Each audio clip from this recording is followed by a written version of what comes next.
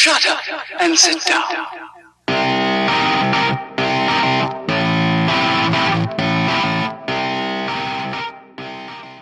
Welcome into another Red Out podcast. I am one of the dynamic duo, Devin. Jake is not going to join us tonight, as sometimes life happens, so we'll get over it. We'll live without it.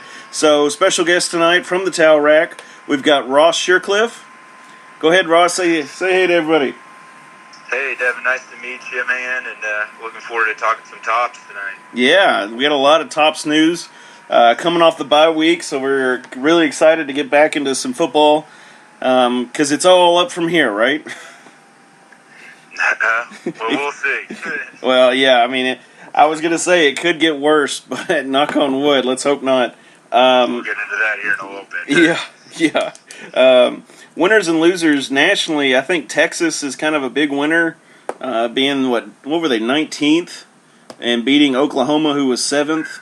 Oh, yeah, I mean, you got all the Texas is back talk and everything else, and, you know, that was a big win. You know, I bet you they're just kicking themselves for losing that first game to Maryland, or else they'd even be getting more respect and hype right now. Yeah, I mean, if they had beaten Maryland, they probably could have thrown out the college football playoff, but I don't see that happening, and I honestly don't see I'm not going to join the Texas is back hype. You know, it's just one game, and it's a rivalry game, so we'll see. Yeah, I've seen a lot of talk with, like, Tom Herman. He's great as an underdog, but he's not really good as a lead dog or favorite when he has expectations. So, yeah, I'm with you. Just wait and see on that. I think a big takeaway from that game was Mike Stoops' resignation, which was really crazy, I thought. Yeah, well, I think that was in the works. I think, you know, Lincoln Riley held on to him just to do Bob a favor for giving him the job. And yeah. I think he's kind of just wants to go his own direction. And, you know, after, you know, their defense was crap last year if it wasn't for Baker Mayfield. So I think that, you know, Riley's like, okay, here's my excuse. You know, we play like crap against Texas. Let's dump him so I can get my own guy in there. So. Yeah, and yeah, I've heard some people say, well, he's the one wanting to step down, you know, and I can kind of see that, but if I put myself in his shoes, I wouldn't want him to step down mid-season. You know, I just don't see that as an advantage to the team or, you know, anybody in general, really. I mean, having to learn a whole new system or anything right mid-season. Yeah, I mean, you're probably right there. Maybe Riley just didn't see him as as that important, and, you know, you cut bait when you can, so just as good an opportunity as any. So. Yeah, it's kind of, as the old saying goes, fish or cut bait. So, of course, in-state, UK, big loss to Texas A&M. I think it was kind of expected. I think I talked a little bit about it last week. You know, Texas A&M was the big test for them. They've got Benny Snell, who some are talking Heisman talk. I'm not going that far. But I think that was the biggest test. And, of course, Kentucky actually really screwed the pooch, so to speak, because they didn't take advantage of Benny in key aspects of the game. So, what do you think, buddy? I would really put the losers from that game as two people, Eddie Grant and Terry Turnover, Terry Wilson, because, I mean, UK is one-dimensional, and I think this was the first game that, you know, showed it against a tough road environment. You know, finally some teams said, hey, we're going to stop the run, which I don't understand how the other teams in the SEC didn't do it, but more power to UK. Their defense, I would still put them as a winner, but how, you know, A&M pretty much gave them a shot to win the game, and you call what, 3 plays and not one run to Benny Snell in overtime? That's unconscionable. I mean, a lot of people were questioning the 3rd and 2 call, not going to Benny Snell there, and I agree with them. I'm like, wow.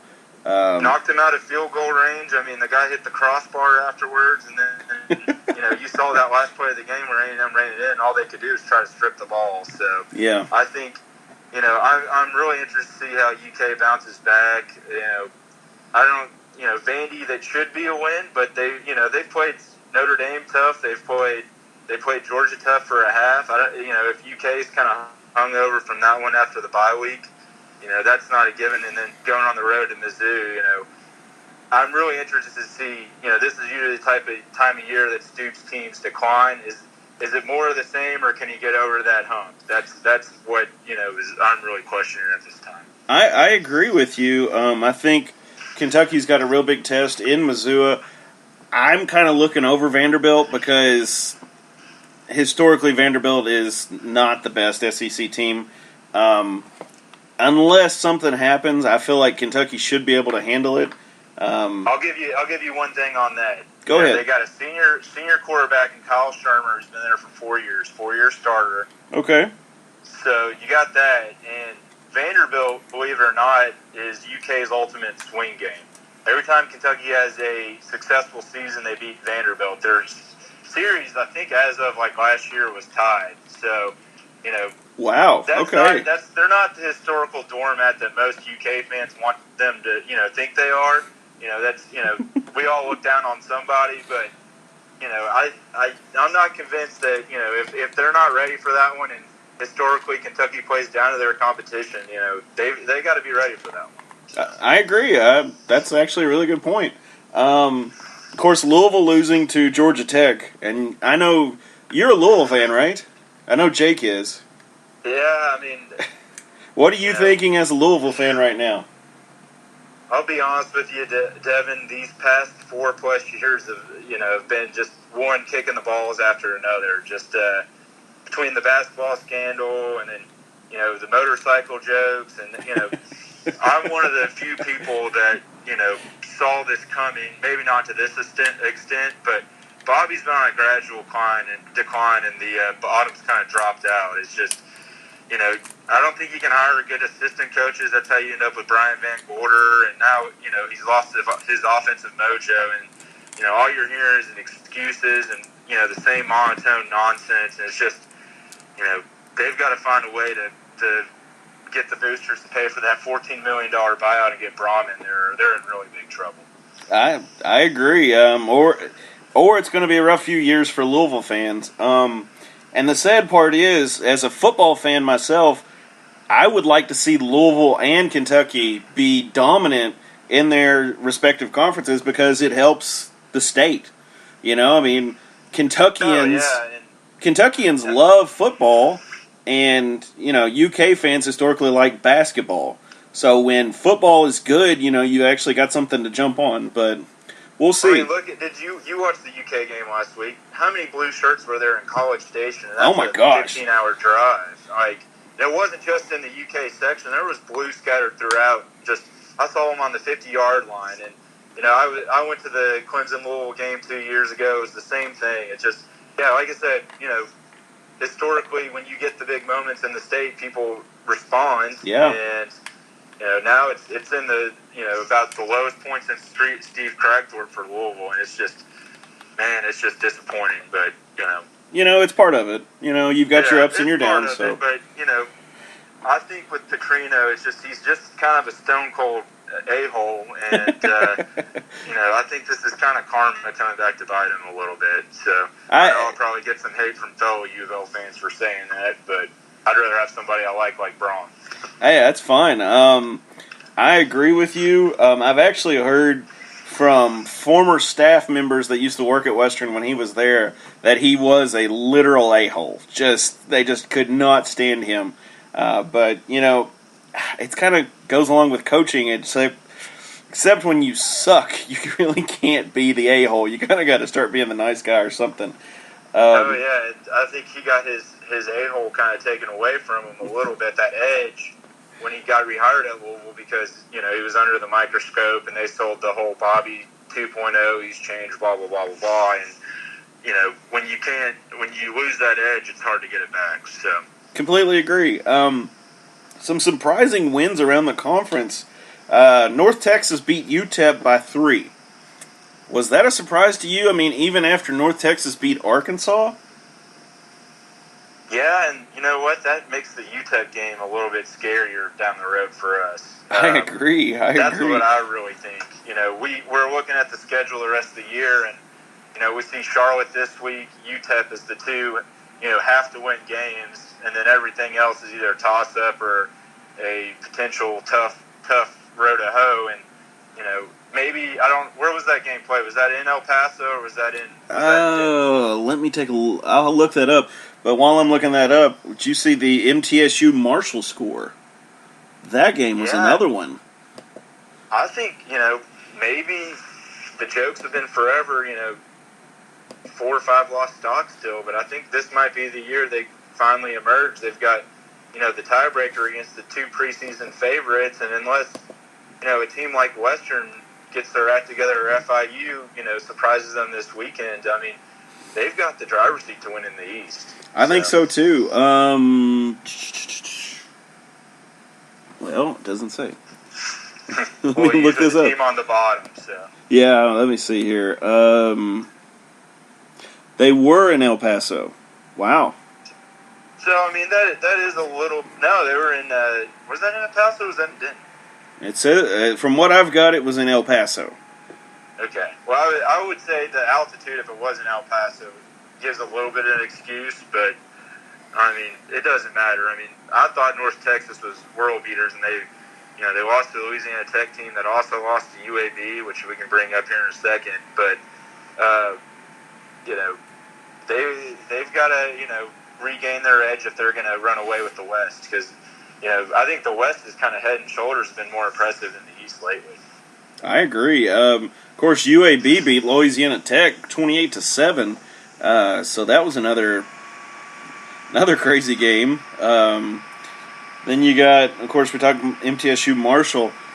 Unless something changes, I see FAU and MTSU having to play for it. Or have they already played? They played the week before, and you remember. Okay. MTSU went for 2, and they got it, and that's how they beat them. Yes, I see that. Yes, okay.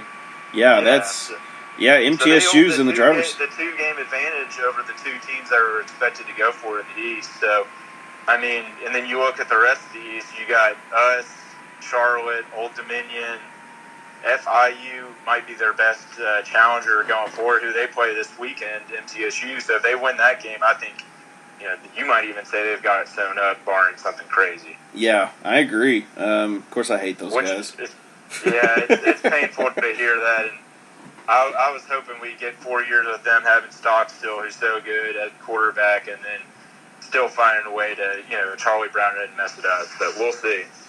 So last week we came off the bye week, so there's not a lot to talk about, and we don't have to talk about a loss.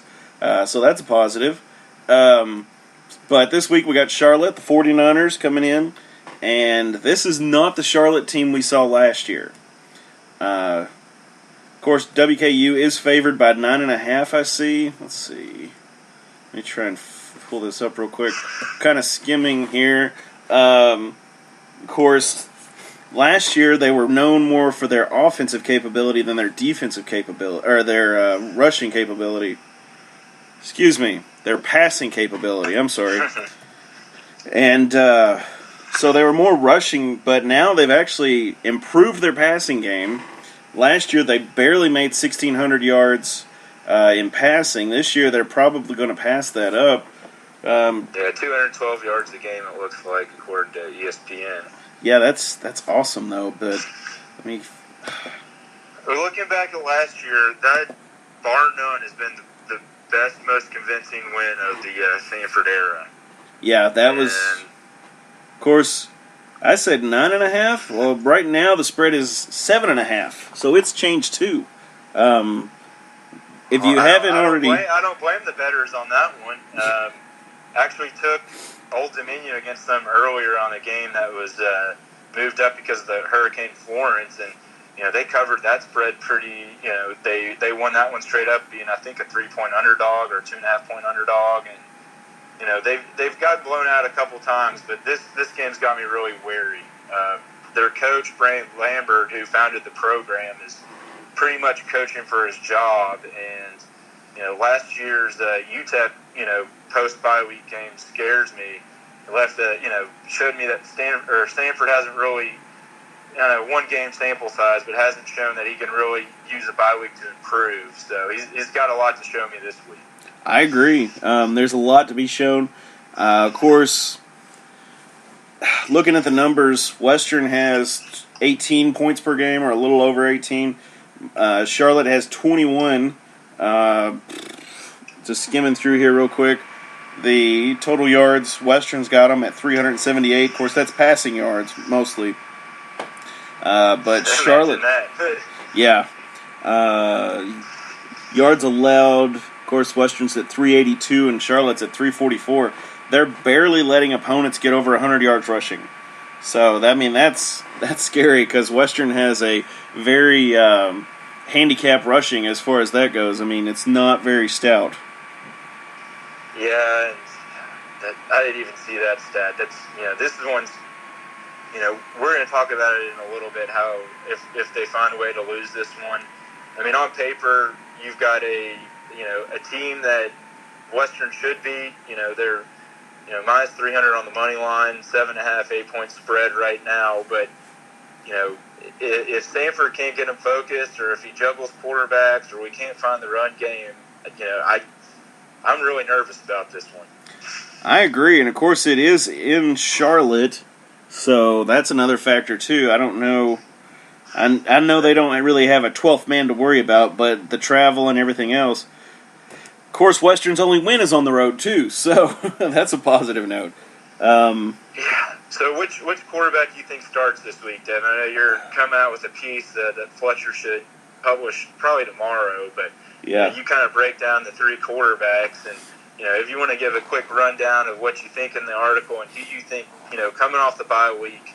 Of course, I suggest that everybody go ahead and read that. Read that article, and also read Matt McKay's stats for the Charlotte game. Of course, I stole some thunder from him, but check the whole article out because it's really good, really well written.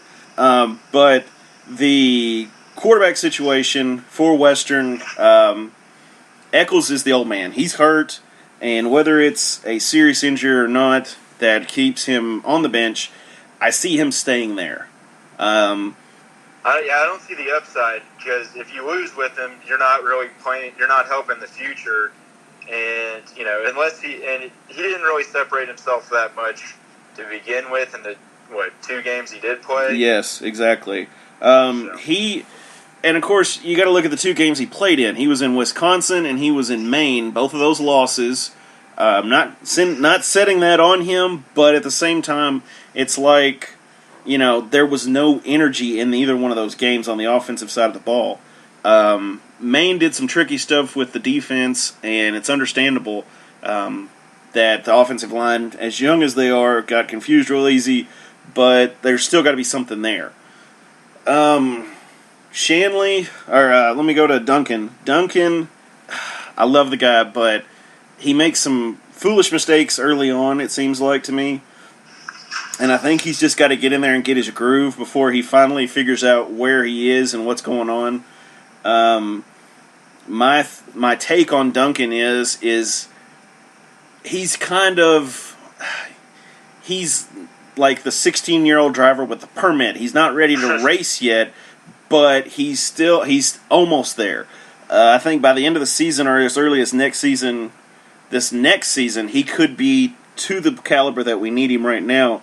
But right now, my bet is for Shanley. I loved the energy that the offense had for the Louisville game, and then the early part of Ball State. It was a lot of enthusiasm, a lot of energy, a lot of people flying around.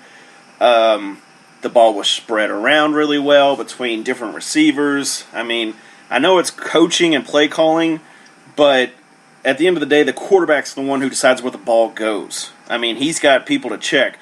Check this receiver, check this one, throw. So at the end of the day, you got to go, I say you got to go Shanley. If he's healthy, you got to play him. I don't see the coaches doing that because they want to have some stability. So, yeah, I agree there. And that's the short of it. The most, I agree with you on Shanley. I think he's shown the most flash out of everybody. Yes. I think Duncan has the most, besides Kavaris Thomas, who's, to me, is still a mystery. Until he gets in the game and shows he can play at this level, I'm still, I don't want to throw him to the Lions unless the season's truly lost. But Duncan's got the size. He's got the arm strength.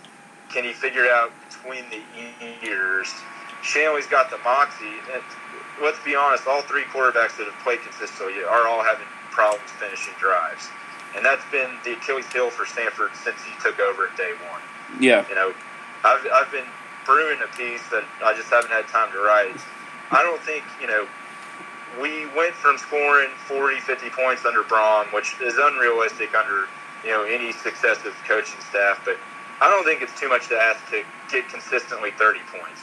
I think if you get 30 points and you can lean on a defense, if you saw against Louisville and Ball State how much, making first downs, keeping the 3 and outs minimized, how much that made a difference against.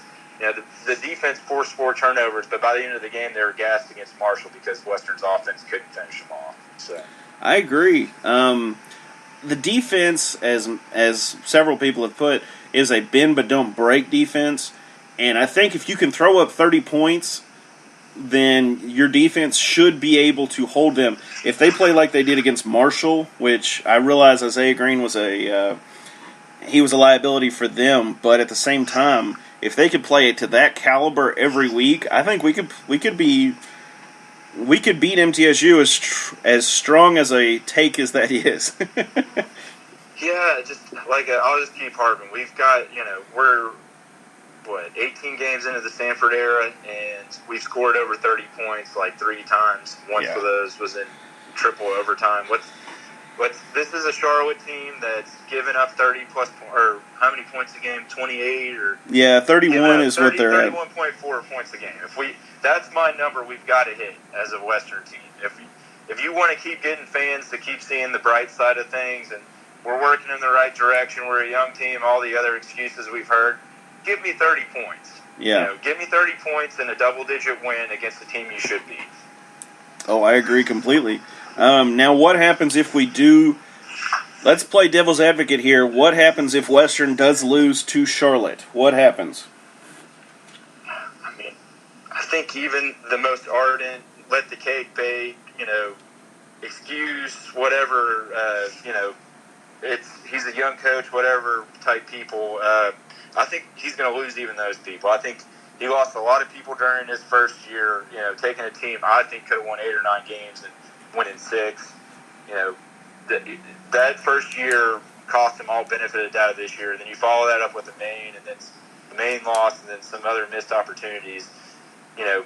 People are hanging on by a thread that are hanging on. You lose to a 49ers with a coach that's probably in his last year and that's been a perennial dog since they've been in the league. Then I think I think he'll lose everybody personally. I think it would be really hard he'll lose the fan base completely. Yeah. I don't know as far as Todd Stewart's patience with him. I still do not think that a coaching change will be made mid-season. I think it'll happen at the end of the year, but we'll have to see. If you lose, you look after Charlotte. Let's look at the schedule after there. So Charlotte is a momentum boosting win if we can get it. Yes. If we lose, then we're reeling. We come home against Old Dominion, another team besides their fluky Virginia Tech win that's just been awful all season. This stretch right here, Charlotte, Old Dominion, FIU, is the perfect stretch to turn the season around or lose it completely. I agree. Because let's say, like we said, if you lose to Charlotte, Charlotte beat Old Dominion, 28-25. So that's another loss. You probably lose to FIU. You lose to MTSU, FAU, probably UTEP and La Tech too. You probably go 1 for 11. Which, and gosh. They take a program from 11. Then I'm not.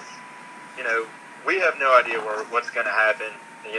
But that just shows how important this 3-game stretch is. It's probably more important than the earliest stretch of the season because you had 2 Power 5 teams on there. But if he wants to win people back and get some momentum and stop making excuses, this is the run to do it. I agree. Of course, Jake and I talked a preseason preview for football, and we had 4 gimmies, 4 losses and 4 coin tosses. Now, we've already lost one of the gimmies, which we thought was a gimme.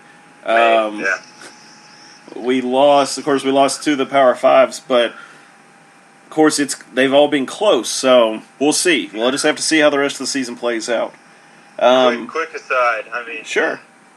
Are you still? I'm still sour about that Louisville loss, considering how bad they turned out. I know everybody at first was, it's a Power 5, and it's just showing that giant missed opportunity. I know, those 2 wins against Kentucky were against 2 teams that combined for 4 wins. Even if Louisville won 1 game this entire season, fans would have had something to hang on their hat on.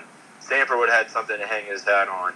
Instead, it just still just stings how big a missed opportunity that game was. Completely agree with you. It doesn't hurt as bad. It didn't hurt as bad at the time because it was like, well, they're Louisville, But every week after, you're like, well, Louisville, they just did this. Louisville just did that. Louisville just lost to Georgia Tech 66-30, whatever. And it's like, gosh, we should have had that. I mean, that's my reaction to the whole thing. I'm like, we were so close to beating them, and I completely... every time he gets close to a signature win, something happens. The only signature win of his tenure thus far is that MTSU win, and then he followed it up with, 5 straight losses. He's got to get some stuff to get some goodwill back in the fan base. I agree. I think he has to sacrifice a virgin to the football gods. There's got to be something there. Because, I mean, that freak field goal block that they had against Louisville, I have never heard anything like that in my life. And, I mean, to have a field goal blocked and roll 20 to 30 yards the other way, it was like, I'm listening to it and I'm going, what in the world is going on down there? I'm like, good God, is the ball going to go all the way back and them just scoop it and that'll be the touchdown right there, or what's going on? I was livid after just the zone read on on 2nd and 1 from the 1 yard line. It was just like, why can't we punch this in? It's it was Sanford's tenure in a nutshell. Let's hope that's not that's the low point, not the high point. So. I agree. Of course, my biggest fault so far, Sanford-wise, would have to be the 4th and 2 on your own 15 versus Maine. Yeah. I mean, I realize he probably was. I guess he was buying into the hype like everybody else. Well, it's an FCS team. We got this. But that was not going to work. Yeah, I mean that's the thing. His style leaves no margin for error. Yeah. When you try to do ball control, when you try to control the pace of the game instead of airing it out and trying to go for big plays, you're going to be one play away from whether it be a fumble against Marshall, a missed 4th and 1 against Maine, a missed 1 yard rush against Louisville. I mean, you're living and dying by one play because you're not giving your defense or your whole team any chance for a cushion. So yeah, I mean.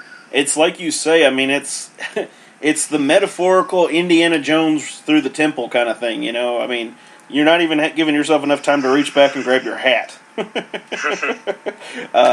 But yeah, so since we're sucking so bad in football right now, let's take a page from the Big Blue Nation and talk a little basketball. That's painful, but yeah. So over the past couple weeks, I know you guys touched on this a little bit. It's talking season, some early preseason love for the basketball team. I think Stansbury has had one press conference, and he's been touting up this team pretty good. I know some news that's dribbled out. We've got some early season injuries. Gambrell, the freshman point guard, is going to be out to January, which we already knew about. Then, Bassey, Galen Smith, a couple others are nursing small injuries that really shouldn't affect the team. But I know one really thing that I thought was interesting, I'm really interested to see how this works, is how Josh Anderson handles the point in Bearden's absence. Yeah, that's a good point.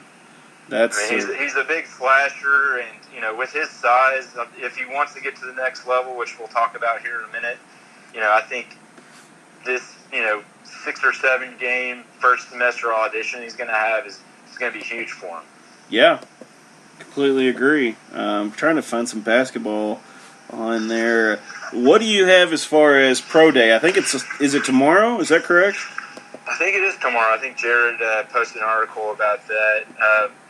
First things first, the main reason we're having this is obviously getting Charles Bassey. I don't think, we would really have that much attention from the NBA scouts if it wasn't for Bassey. So kudos to Stansbury for bringing him in and not having the drama of Mitchell Robinson this year. We don't talk about him. Yeah. He who must not be named. But besides him, I was looking through the roster. I think, maybe not NBA prospects, but you got 4 or 5 guys who can definitely play the next level. Besides that, I don't think Jamal Murray will ever make the NBA. He's definitely too undersized. A 6'3" power forward isn't going to cut in the NBA. But he could play in Europe. And then you've got Josh Anderson, Delano Benton, Hollingsworth, and Galen Smith, who, if everything broke right, I think they might get a cup of coffee or even make the NBA one day if everything broke right for them. I agree. I think these guys, not saying that they couldn't get looks from NBA scouts, they could. But even if they do go overseas, that's a step up for Western. I'll take it. We've just... Go ahead. No, you got it, bud. Okay, so I heard Stansbury talk about at a Rotary Club meeting. I saw Chad Bishop post that. I saw something pretty funny. They're having Stansbury steak there. That's funny. Yeah. That's great. I thought that was pretty good, and it's just, they said that, I'm reading the quote right here, we've got so many calls about guys wanting to come in and watch us at practice, and instead of them all come in on separate days, we'll make it convenient for them and have a pro day. As Jared said in the article, mainly Duke and Kentucky and people like that are having that. So yeah, your big-time college programs, yeah. And, I mean, hey, that's fine. If Western can get scouts to come out and look at these guys, I know Charles Bassey's the biggest take that Western got this year. But, there's, like you said, there's other guys who could slip into a NBA team or, whatever. That's great. Yeah, Europe at least, or G League or something. And, yeah. I mean, it's going back to when we were in school since we've had players like that. I mean, I remember seeing Jeremy Evans on campus and Courtney Lee, Lee and everything else. But can you believe it's already been 8 or 9 years since those days? And, it's just crazy. Yeah, see, we were talking about this before we started recording. Ross and I actually were on the Hill about the same time. So you got there fall 06, is that right? Yeah, fall 06. I did the 4-year plan, no victory lap. But well, some of us just enjoyed it so much we thought, why not take another lap? Of course, I enjoyed it a lot too, and my liver thanked me for leaving a little bit early. See, I wasn't. Of course, mine was paid for through the athletic training program, so I didn't have any of the financial responsibility as far as that goes. So they were nice enough to keep me on for another year. So I was glad to keep going and kind of live through the streak as far as that goes, and get through the losing streak, literally. So, so correct me. When I was in school, I was probably like most people who aren't from the Bowling Green proper area. I'd followed Western a little bit during the Felton years. Both my parents went there, but that Sweet 16 run and the subsequent second round run are what really cemented my WKU fandom while I was there. We didn't have anything to really talk about during football, but that I can still remember where I was for that Drake win and the San Diego win. Yes. And, that heartbreaker against Gonzaga in the tournament. And that's what really sunk my teeth into. I can care about WKU as much as I used to care about Louisville and everything else. And what are your big memories from being on the Hill, and what really cemented your basketball and football fandom there? Well, talking basketball, the thing for me was the Ty Rogers shot, which was the greatest thing. I mean, like the entire day, I had to work. Do you remember where you were at during that? Yes, I do. I vividly remember that memory because I was working in the training room. had the door open to the players' lounge, and the game was on in their on their TV in there. Of course, this was in the old side of the stadium. Yeah. So we were sitting there, and they're like, hey, it's a couple minutes to go. So I kind of popped my head in there, and we're all, there's about 15 to 20 guys in there, and everybody's watching. Of course, I'm standing in the back, and I can see what's going on. I remember the inbound pass. They of course, I can't even remember the guy's name who brought it in, but anyway, brought it up the court, passes to Rogers, and then I didn't even get to see the shot. Everybody just starts jumping and cheering and going crazy, and I slipped through everybody and and I see the replay of the shot, and then I start cheering and jumping too.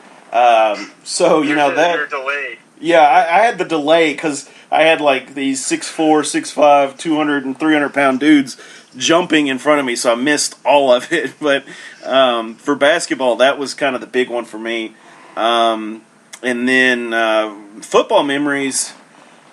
Oh, well, you were really close being a trainer, so that kind of probably made a world of a difference. Oh my gosh! Let's see, beating MTSU in overtime the first time. Bobby Ring. That was our first Division I win, wasn't it? Yes, I think it was. Yes. Or FBS, whatever. Yes, that was. Was that on a field goal? No, that was Bobby Rainey ran that in. Field goal in that game or something? Do I know? Was there a blocked field goal in that game? I'm trying to remember that. I do not remember. It's been way too long. Of course, that was 2007. We got rings out of that year, which is a lot of people may not know that. Elson made a deal with all the players if they went 7-5 the first transition year that he would buy everybody rings. Another thing, let's see. The crazy game we had at ULM, I want to say it may have been 11 with Taggart. But it was, I think there was about 4 touchdowns scored in less than 3 or 4 minutes clockwise. They scored off a 60-yard touchdown pass. They kick off to us, we run it back, we kick off to them, they run it back, and then I want to say they kick off to us and then we throw another touchdown. But that was a crazy one. Of course, Matt said... The fact that a Taggart team could throw the ball, period, is pretty impressive. Well, and of course, I know, yeah.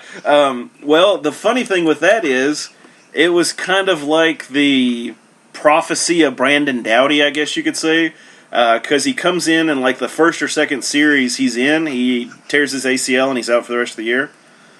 But the time he was in, he was just unbelievable. Of course, Matt was talking the other week when he was on, the gumbo at ULL, that's a memory just because of breaking the streak that day. The lifting of the burden as far as that goes, it was like Super Bowl Sunday for those guys. It felt great. But, yeah, that's... Yeah, I just remember for me, when I was in school, it was football was awful. But we started turning around in 11, and I lived in Nashville at the time, so it was an easy drive. I think I went to that 3 overtime game against Middle Tennessee down there where we won. And yeah. That year I kind of followed him around those last 2 Taggart years, and it ended up, in Detroit the following season, and how that kind of is what cemented me the love of Western, that you can, you get the 1 or 2 big fun road trips to take a year, and then it's, just the scrappy underdog thing that, even when we were favorites, I think we can really lean on. We don't get really any love or respect in the state, even half in Bowling Green, our own town. So yeah, it's just great to just live and die by an underdog. Honestly, yeah, I agree completely. Of course, the funny thing is, you're talking about not getting any love or respected, even at Bowling Green. Historically, Western has not even gotten plays at home. We don't even get any home cooking. So that's the big thing with Western is we never get calls at home. We don't get calls at home. We don't get them on the road. Colton Browning ULM games just seared in my memory. Yes. I've just. Let me tell you, there are so many memories. Of course, I think in the piece I wrote against for the quarterbacks, I talked a little bit about the first time we played Ball State up there. And they had a ranked team that year, didn't they? Or was that no. They were ranked the next year. Okay. They were ranked 25th the next year when we played them, and I think Elson was there for that one. But the crazy thing with that one is, the first year we played him, we had a guy, he dislocated his ankle, and of course he was out, and they were telling that he was going to be out for about 2 or 3 months. He ends up coming back in 2 weeks. Okay? That's unbelievable. Of course, this dude, not saying his name or anything, a lot of people would probably know who he was, but he literally would stay in the training room from 8 a.m. till 8 p.m. Did not go to class. And it's like, really? Really? Now, if you asked him what was the reason behind his quick recovery, he would say it was albino owl poop that he got from a what did he call it? It wasn't like a voodoo doctor, but it was some kind of... so this is like Major League stuff. Yes. Yeah. Yes. It wasn't a voodoo doctor, but it was some dude down in Florida that sold his dad these albino poop caplets, and he took them and yada, yada, yada, but he ended up coming back and playing in 2 weeks. That's crazy. Yes, it is. But, yeah, I mean, just a lot of memories there. And one of these days, we'll try and put a podcast up together with me and Matt, maybe some of the other guys, and talk old memories of Western, because I know I've got some fans out there who would love it. That I was thinking off that. So, kind of another piece that I would probably have come out before the season starts. It's this year's tournament or bust for Western basketball. I mean, it's been, last year was amazing. It was a lot of fun, but let's raise the bar. Let's make some new memories, and let's return to the tournament and start, being Western basketball again. I agree. Of course, the schedule's there. The returning players are there. The potential NBA players are there. Let's have a season to remember for once. I agree. Completely agree on that. Completely agree. I think I loved the NIT run that Western had, and it had a lot more exposure than I think we would in the tournament. But the tournament is the tournament. I think you got to make it. NIT's good for 1 year, like you're on the come up. But yeah, this is the year. I mean, I was looking at we've got we've got a tough enough non-conference schedule, and Conference USA is going to be up this year with Marshall, Old Dominion, North Texas, where throughout the season you're going to keep being tested. And I think if they can navigate the schedule with 8 or less losses, I think they have a really good shot at being a at-large team. I think so. Yeah, completely agree. So, kind of wrap it up tonight.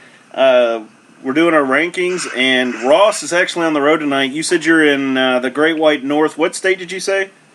I'm in Minneapolis, Minnesota. Sorry, buddy.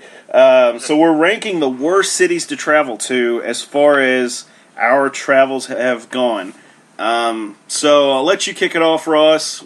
What are your worst cities to travel to, and kind of why do you think it's the worst city to travel to? Go for it, buddy. I've got two that really came to mind. Number one is Detroit. So why Detroit?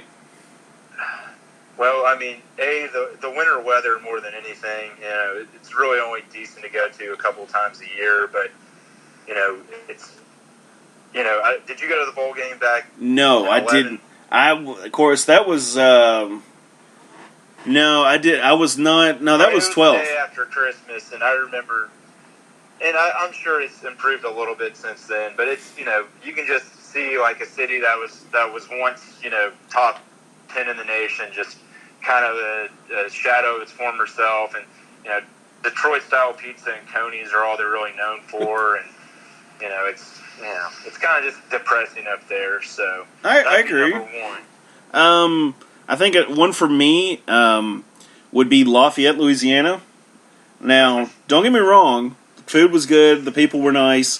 The reason I hate that place is because I got ringworm down there. It's the first and only time I've ever had a ringworm.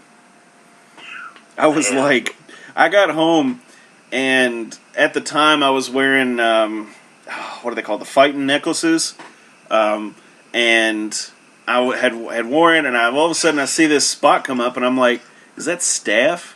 Like, no, it's not, because being in the training room, you see it a lot, you deal with it, and I'm like, no, it's not staph. What is that? So I go in and talk to them, and they're like, you've got a ringworm. And I'm like, oh. They're like, you can't shave, for so long until it goes away, because it's like, it gets on the razor. You can't, you got to throw, like, necklaces away or anything that's cloth that touches it. So, yeah, that's one of those for me. How long does it take to get rid of that thing? It's like a week or two. That's not too bad. Basically, you just use, as an adult, the only thing I had to use was like athlete's foot spray. But it's kind of weird packing it around and spraying your neck with athlete's foot stuff. So, yeah. Fun stuff. So what was your other one, buddy? I think I just changed my answer mid-thought. I'm going to go with Buffalo. Oh. I've been to Buffalo. Yeah. See, I haven't been to Buffalo, but I've heard legends of Buffalo and how awful it is. It's another Midwestern, Northeastern Rust Belt city.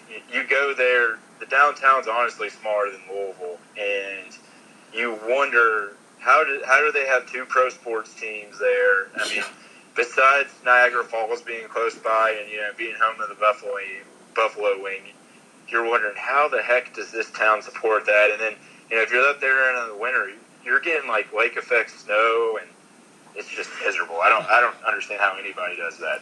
I remember hearing last year, I don't remember which game it was specifically, but them talking about trying to get the stadium ready for Buffalo to play somebody, and they've had, like, 48 inches of snow in, like, 24 hours. And I was like, oh my God, that just sounds miserable.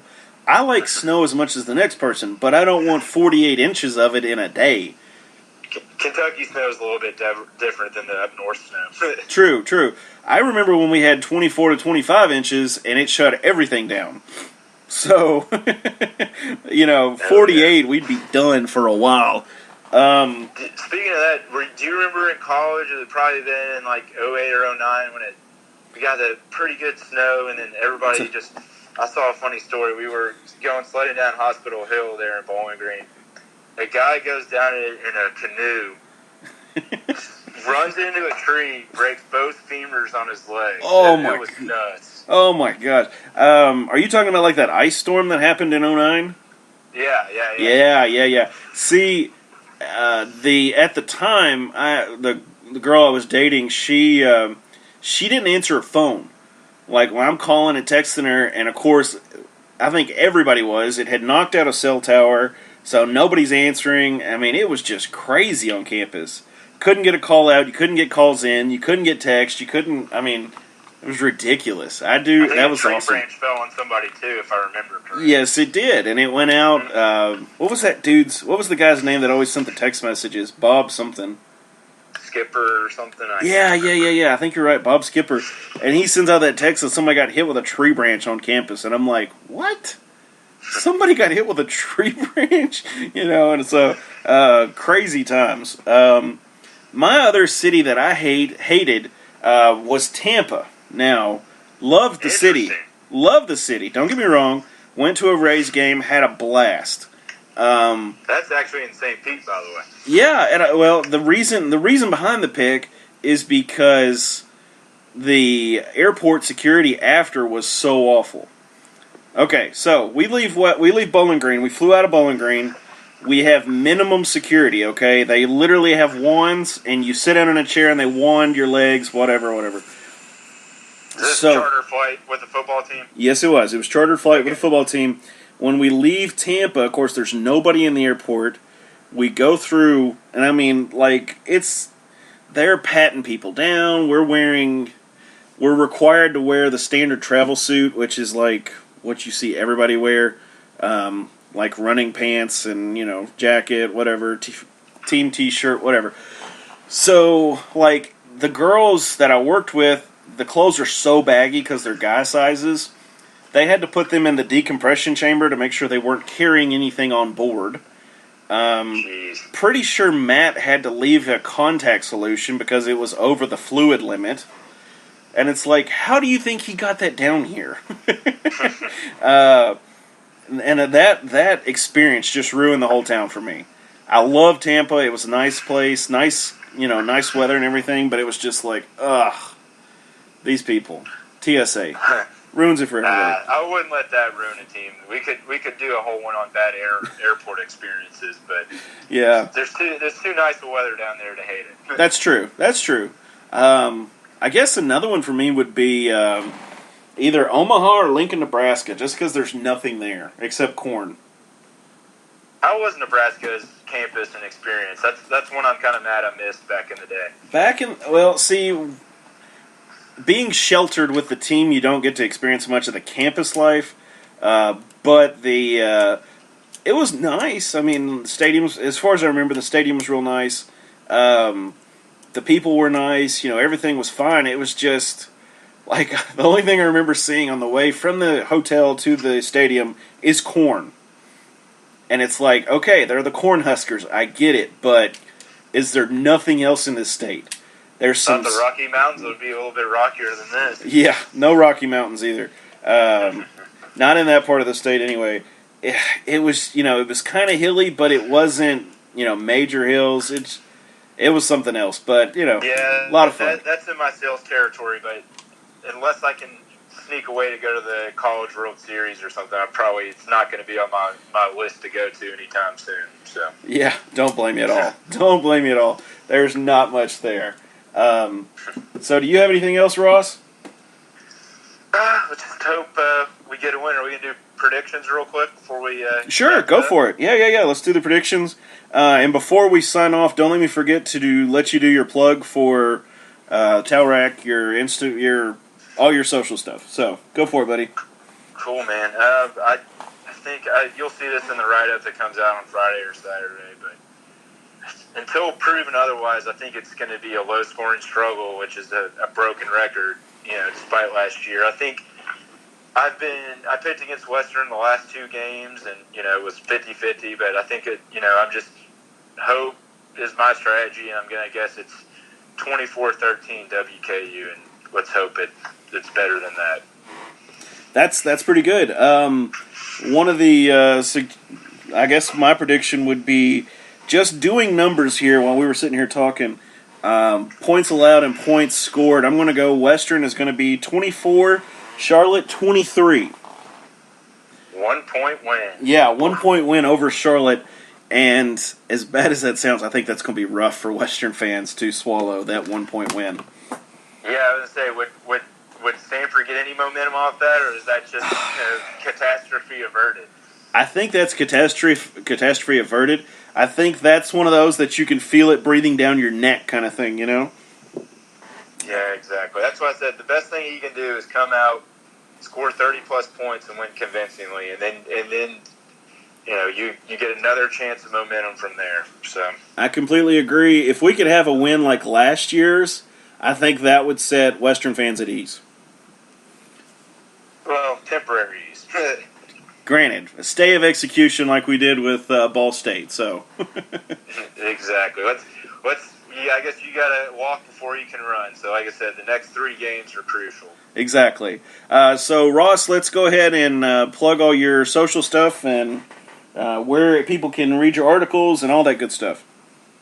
So yeah, I've been at the Towrac pretty much since Fletcher relaunched it about a year and a half ago. Since I had my daughter, the writing's been a little sporadic. I'm usually in the prediction pieces or the game day info pieces. But you can find my Twitter handle at Ross Shircliffe, SHIRCLIFFE, or you can also find my work at the Towrac WKU. So it's read the Towrac. We're talking about trying to keep growing this thing and be in the KSR/Card Chronicle of Western. So tell your friends if you found this, you probably already know, but exactly, we've got 1 or 2 people out there. Yeah, hey, would love to get in the same realm as KSR or whatever the Cardinal one was. I'm sorry, I didn't hear that one. Card Chronicle. There you go, Card Chronicle. Love to get in the same category. Love to get credentials, but it's whatever. Well, that's all I've got for tonight. So glad to have you all listening in. maybe we can get Jake here next week and hope everything works out. And let's hope for a good win on Saturday. Go Tops. Thanks, Devin. Go Tops.